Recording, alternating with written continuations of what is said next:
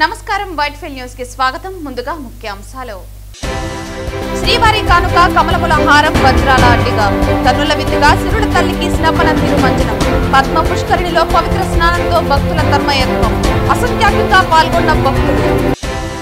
Ramapuram dumping యార్డులోని చెత్త నిర్వహణ గడువులకు త్వరగా పూర్తి చేయాలని అధికారులను ఆదేశించిన తిరుపతి జిల్లా in-charge joint collector commissioner Maurya.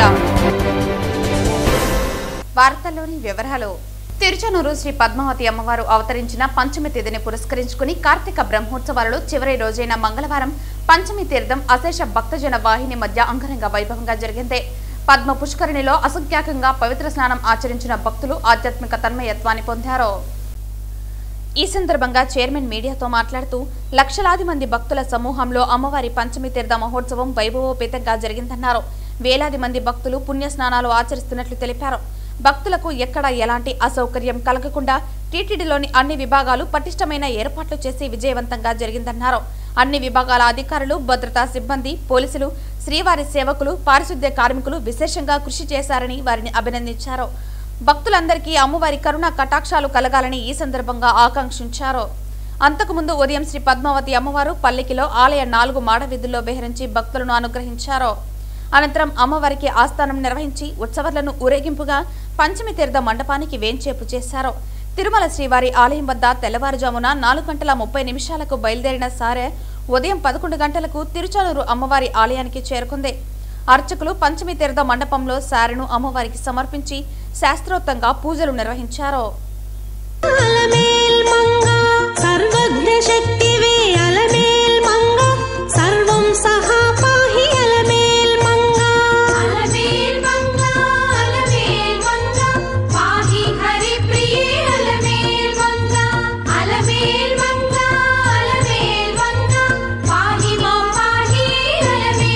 Ramapuram dumping యార్డులోని చెత్త నిర్వహణ గడువులోపు త్వరగా పూర్తి చేయాలని తిరుపతి జిల్లా in-charge joint collector commissioner Maurya అధికారులను ఆదేశించారు.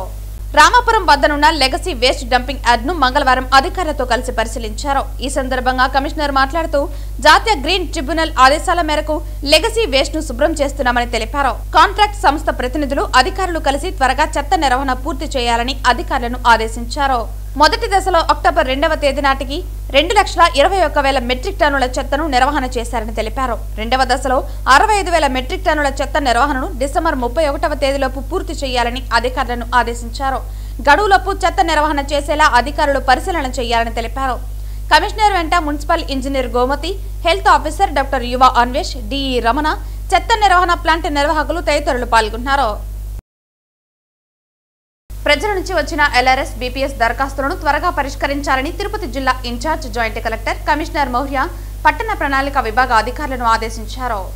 ఎల్ఆర్ఎస్, బీపీఎస్ దరఖాస్తుల పరిష్కారం తదితర అంశాలపై పట్టణ ప్రణాళిక విభాగం అధికారులు, సచివాలయ ప్లానింగ్ కార్యదర్శులతో మంగళవారం కమిషనర్ సమీక్షా సమావేశం నిర్వహించారు. ఈ సందర్భంగా కమిషనర్ మాట్లాడుతూ అక్రమ నిర్మాణాలు, లేఅవుట్లు క్రమబద్ధీకరణ చేసేందుకు ప్రభుత్వం ఎల్ఆర్ఎస్, బీపీఎస్ ద్వారా ప్రజలకు అవకాశం కల్పించిందని తెలిపారు. దీంతో ప్రజల నుంచి వచ్చిన దరఖాస్తులను క్షేత్రస్థాయిలో పరిశీలించి పరిష్కరించాలని తెలిపారు. ప్రభుత్వం కల్పించిన అవకాశాన్ని సద్వినియోగం చేసుకునేలా ప్రజలకు అవగాహన కల్పించాలని సూచించారు. నగరంలో రోడ్లను, ఫుట్పాత్లు ఆక్రమించడం జరగకుండా నిత్య పర్యవేక్షణ చేయాలని తెలిపారు. భవన నిర్మాణాలు ప్లాన్ ప్రకారం కాకుండా డీవియేషన్ చేసి నిర్మాణాలు చేపడుతున్న వాటిని ప్రాథమిక దశలోనే అడ్డుకోవాలని తెలిపారు. అలాగే అనధికార ప్రకటన బోర్డులను ఏర్పాటు చేయకుండా చూడాలన్నారు. పెండింగ్ ఉన్న ప్రకటనల పన్నులు వసూలు చేయాలని అన్నారు. నిబంధనలను అతిక్రమించిన వారిపై చట్టపరమైన చర్యలు తీసుకోవాలని తెలిపారు. ఎల్ఆర్ఎస్, బీపీఎస్ ను నగర ప్రజలు సద్వినియోగం చేసుకోవాలని కమిషనర్ ప్రజలను కోరారు.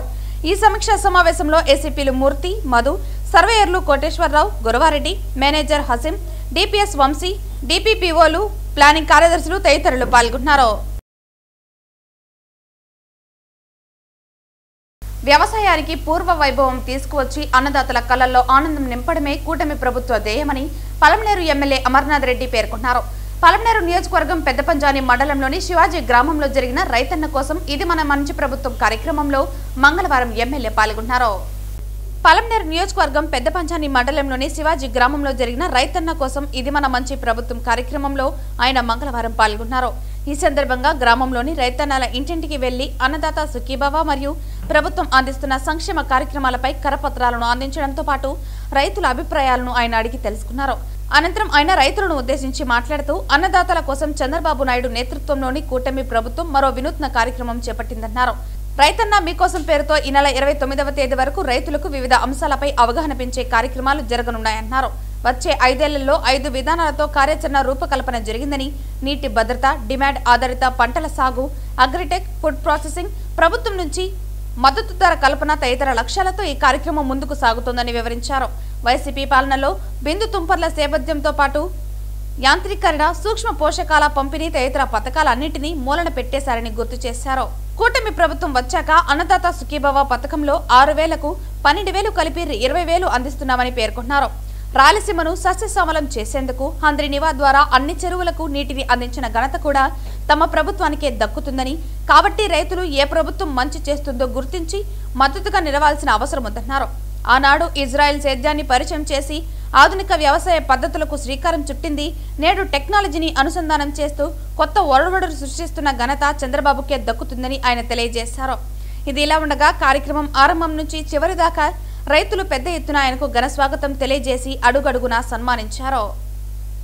ఈరోజు ప్రభుత్వం రైతన్న మీకోసం అనేటువంటి ఒక కార్యక్రమాన్ని రైతుల కోసం, రైతుల అవసరాల కోసం, రైతులకు ఎడ్యుకేట్ చేయడానికి కోసం, వాళ్లకు ఏ రకంగా వ్యవసాయాన్ని లాభదాయకంగా మనం చేసుకోగలం, ప్రభుత్వం నుంచి ఏ రకమైనటువంటి ఆర్థిక సహాయం అందిస్తూ ఉంది, సాంకేతిక సహాయం ఏ రకంగా అందించగలదు, చేసేటువంటి పంటలు ఏవైనా కూడా ఇప్పుడు కమర్షియల్ క్రాప్స్ చేసుకుంటే, ఎందుకంటే వాణిజ్య పంటలు చేసుకుంటే రైతులందరికీ కూడా లాభదాయకంగా ఉంటుంది. ఎక్కడైనా గిట్టుబాటు ధర లేకపోతే ప్రభుత్వ పరంగా ఏ రకమైనటువంటి సాయం గతంలో అందించాం, ఏ రకమైనటువంటి సాయం అందించాలా అనేటువంటి దానిపైన, అదేవిధంగా సాగుకు సంబంధించినటువంటి కార్యక్రమాలన్నీ కూడా వివరించడం కోసం ఈరోజు రైతన్న మీకోసం అనేటువంటి ప్రోగ్రామ్ను నిర్వహించడం జరుగుతూ ఉంది.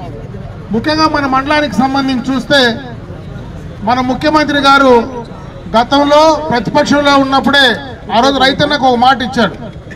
మేము అధికారంలోకి వచ్చిన వెంటనే తప్పనిసరిగా రైతుల కోసం 20,000 రూపాయలు ప్రతి సంవత్సరం కూడా మీ అకౌంట్లో వేస్తానని కూడా చెప్పడం జరిగింది.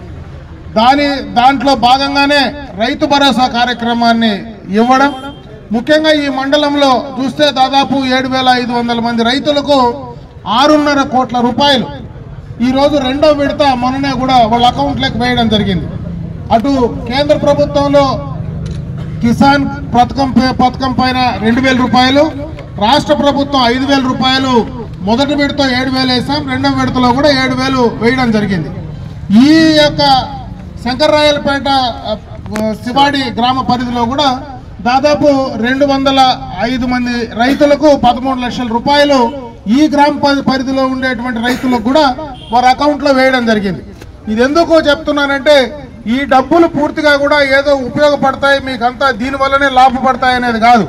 రైతుల కోసం ప్రభుత్వం కూడా ఆర్థిక పరంగా ఇంత నష్టాలు ఎదుర్కొంటూ గడచిన ప్రభుత్వం చేసినటువంటి ఆర్థిక విధ్వంసాన్ని బయటపడుతూ ఈరోజు రైతుల కోసం ఇంత పెద్ద ఎత్తున, అంటే మొదటి విడత దాదాపు 3,500 కోట్ల రూపాయలు, రెండో విడత దాదాపు 3,500 కోట్ల రూపాయలు ఈ రాష్ట్రంలో రైతుల కోసం ఖర్చు పెడతా ఉందంటే రైతుల పట్ల ఈ ప్రభుత్వం చిత్తశుద్ధిగా ఉంది అనడానికి ఇది ఒకటే నిదర్శనం అని చెప్పి సందర్భంగా కూడా మీ అందరి దృష్టికి తెస్తా ఉన్నా. పలమనేరు మున్సిపల్ కార్యాలయంలో తెలుగుదేశం పార్టీ కౌన్సిలర్లు వైసీపీ కౌన్సిలర్ల తీరుపై విమర్శలు గుప్పించారు. గత వారం రోజుల నుంచి మున్సిపల్ బడ్జెట్ సమావేశాలు నిర్వహిస్తున్నామని అధికారులు, కౌన్సిల్ మెంబర్లు తెలిపినా నిర్లక్ష్యంగా నేడు కౌన్సిల్ మీట్ కి రాకుండా బాధ్యతారాహిత్యంగా ప్రవర్తించారని విమర్శించారు. అక్కడ అసెంబ్లీకి వైసీపీ ఎమ్మెల్యేలు హాజరు కాకుండా ఉంటే ఇక్కడ వైసీపీ పార్టీకి చెందిన కౌన్సిలర్లు మున్సిపల్ మీట్ కి హాజరు కాలేదని, ఇలా అయితే ప్రజా సమస్యలు ఎలా పరిష్కరించగలుగుతామని ఆవేదన వ్యక్తం చేశారు. ప్రజల పక్షాన ఎవరు పోరాడుతారో వారి నాయకత్వాన్ని బలపరచాల్సిందిగా కోరారు. మామూలుగా మున్సిపల్ మీట్ ప్రతి నెల జరగాల్సి ఉంది, కానీ విడ్డూరంగా పలమనేరు మున్సిపల్ కార్యాలయంలో 3 నెలలకు ఒకసారి నిర్వహిస్తున్నారని, దానికి కూడా సభ్యులు హాజరు కాకపోతే ఎలా అంటూ ఆగ్రహం వ్యక్తం చేశారు. అంతకుముందు మున్సిపల్ మీట్లో తెలుగుదేశం పార్టీ కౌన్సిలర్లు మాట్లాడుతూ పలు సమస్యలపై అధికారులను ప్రశ్నించారు. ఎస్ఐ లోకేష్ రెడ్డి మాట్లాడుతూ పలమనేరు పట్టణంలోని వీధులు చిన్నగా ఉంటాయని, దానికి తగ్గట్టుగా ప్రజలు వాహనాలను ఎక్కడ పడితే అక్కడ పార్కింగ్ చేయకుండా అధికారులకు సహకరించాల్సిందిగా, వన్ సైడ్ పార్కింగ్ ఏర్పాటు చేసినప్పుడు ఆదేశాలు పాటించాల్సిందిగా పలు విషయాలను లేవనెత్తారు. ఈ కార్యక్రమంలో municipal commissioner Ramana Reddy, SI Lokesh Reddy తదితర అధికారులు పాల్గొన్నారు.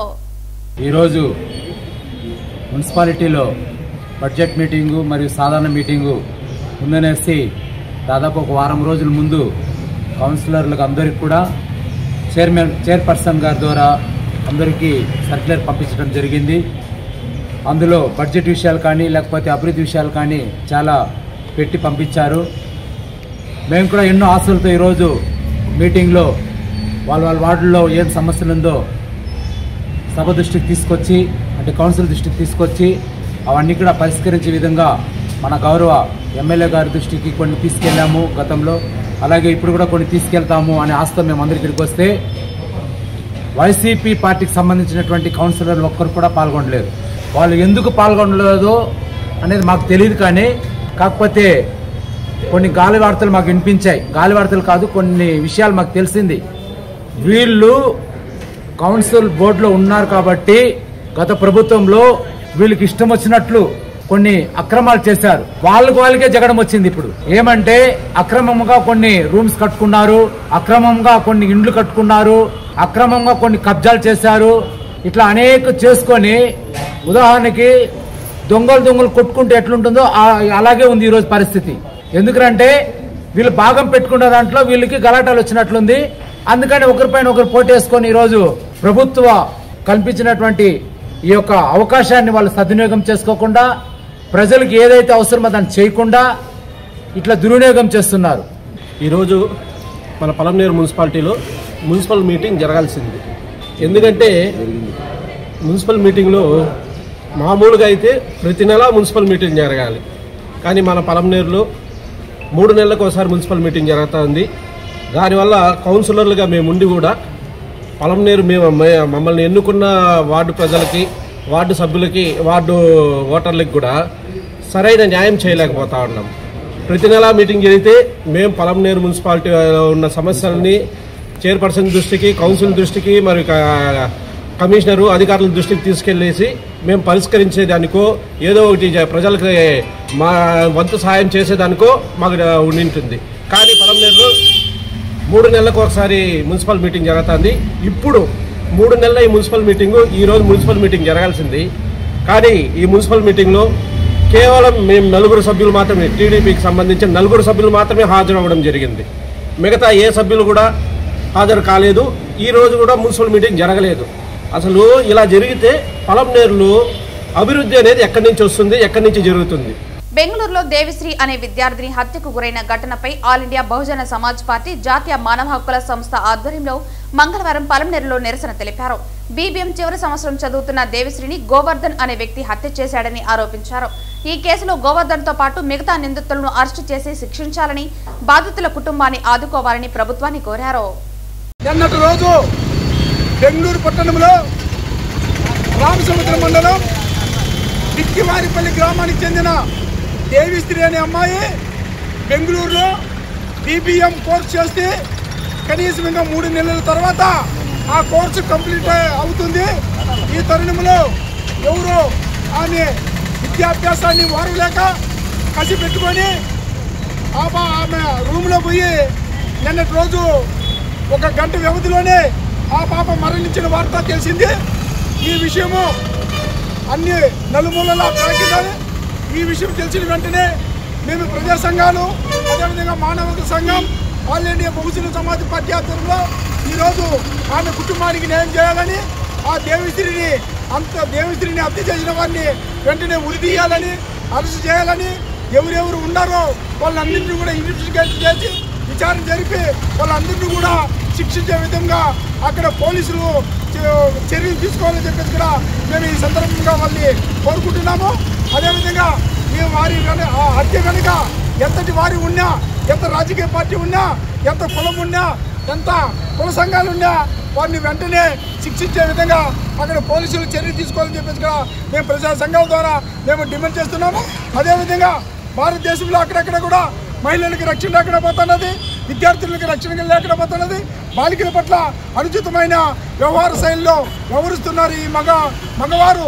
వాటిని అన్నింటినీ కూడా కట్టడి చేయాలని చెప్పేసి కూడా మేము తావనంపల్లి మండలంలోని కాణిపాకం పట్టణం వద్ద బెంగళూరు తిరుపతి ఫ్లైఓవర్ మీద ద్విచక్ర వాహనంపై వెళుతున్న పుత్తరమద్ది గ్రామానికి చెందిన రవి అనే వ్యక్తిని వెనుక నుంచి కారు ఢీకొనడంతో అక్కడికక్కడే మృతి చెందాడు. పోలీసులు సంఘటనా స్థలానికి చేరుకుని కుటుంబ సభ్యులకు సమాచారం అందించడంతో అక్కడికి చేరుకుని బోరున వెల్లపించారు. ఎస్ఐ చిరంజీవి కేసు నమోదు చేసి దర్యాప్తు చేపట్టారు. పూర్తి వివరాలు తెలియాల్సి ఉంది.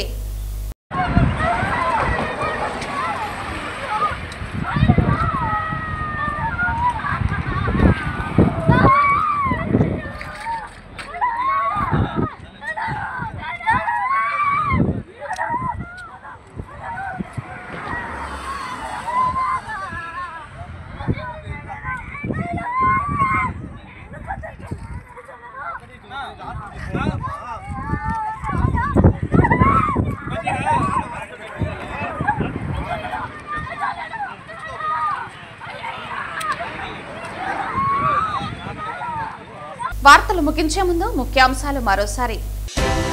శ్రీవారి కానుక కమలముల హారం వజ్రాల అడ్డిగా కన్నుల విందుగా సిరుల తల్లికి స్నపన తిరుమంజనం. పద్మ పుష్కరిణిలో పవిత్ర స్నానంతో భక్తుల తన్మయత్వం. అసంఖ్యాకంగా పాల్గొన్న భక్తులు. రామాపురం డంపింగ్ యార్డులోని చెత్త నిర్వహణ గడువులకు త్వరగా పూర్తి చేయాలని అధికారులను ఆదేశించిన తిరుపతి జిల్లా in-charge joint collector commissioner Maurya. ఈ వార్తలు ఇంతటితో సమాప్తం. తిరిగి వార్తల్లో మళ్ళీ కలుద్దాం. అంతవరకు సెలవు. నమస్కారం.